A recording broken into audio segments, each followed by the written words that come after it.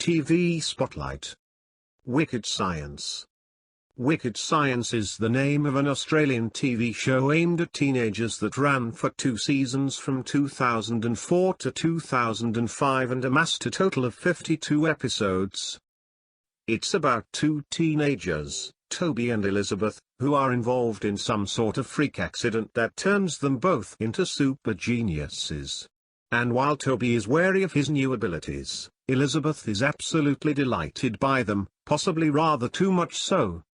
I freely confess, that the reason I started watching this in the first place back in the day is that Elizabeth was played by Bridget Neville, who is of course most famous for her groundbreaking role as lesbian teenager Lana Crawford in Australian soap opera Neighbours at around the same time.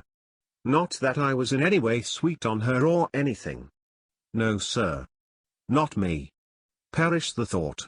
Elizabeth is a very different character however.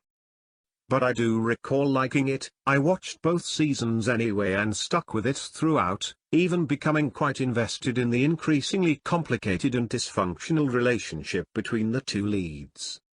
Bear in mind that I'm writing this largely from memory, aside from the first 3 episodes of season 1, as I've just started watching it again for the first time since season 2 finished in Australia back in late 2005.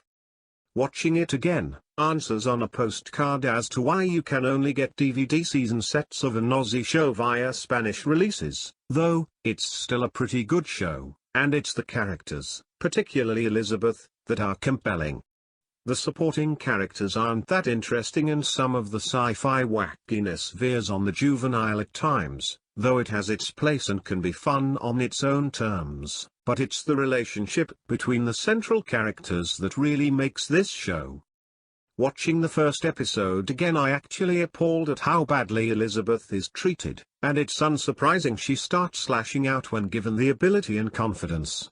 Pre-accident Elizabeth is painful to watch, painfully introverted and shy and socially awkward, with everything from the way she dresses and carries herself, stooped posture, hunched shoulders, speaking volumes, and you can practically see her flinch at every cruel jibe or casual dismissal. Particularly painful is when the hot new girl just casually steals the seat she sits in next to Toby, who she clearly has a crush on already. Post-accident Elizabeth has more confidence, and certainly dresses better, but you can see that seething anger that must have been boiling under the surface for years at how she's been, and is still being, treated finally being given the chance to be expressed. As for the other characters, Toby is generally likable enough, and is at least depicted as initially being indifferent to Elizabeth, and also perhaps embarrassed by her obvious crush, rather than outright nasty, but his friends rather less so, seemingly constantly belittling, insulting and provoking her, and then getting all huffy and offended if she hits back. I really didn't remember disliking Dinah so much, but she is an absolute bitch to Elizabeth, even pre-accident Elizabeth, from moment 1. For absolutely no reason. At least at this point I don't blame Elizabeth for fricking despising her.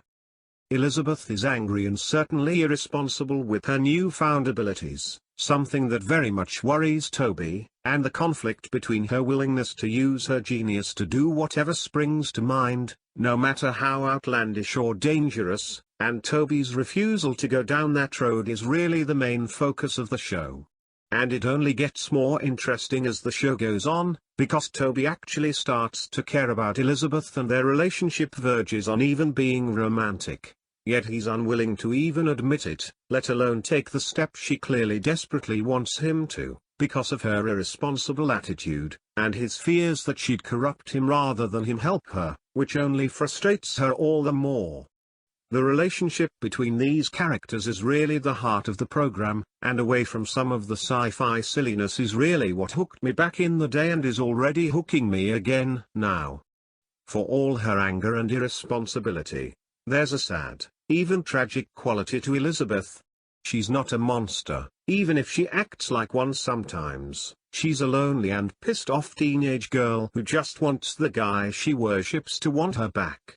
and you actually want her to stop going down the path she's on, and you want Toby to give her a goddamn chance because maybe that's what she needs to get off it, and suddenly there's actual real identifiable emotions and emotional stakes at play in this daft show, and the frippery becomes secondary to the ever more complex relationship between the leads. Wicked Science is a fun show. It's probably never going to be in anyone's top 10 favorite shows of all time, but it has a lot to like about it, particularly in the two lead characters. Anyone who likes a bit of sci-fi wackiness, a deeply dysfunctional yet still oddly touching love story, or just like the lead actress as Lana in Neighbours and would like to see her in something else, I recommend it for a good time. I give Wicked Science a big smiley-faced B+.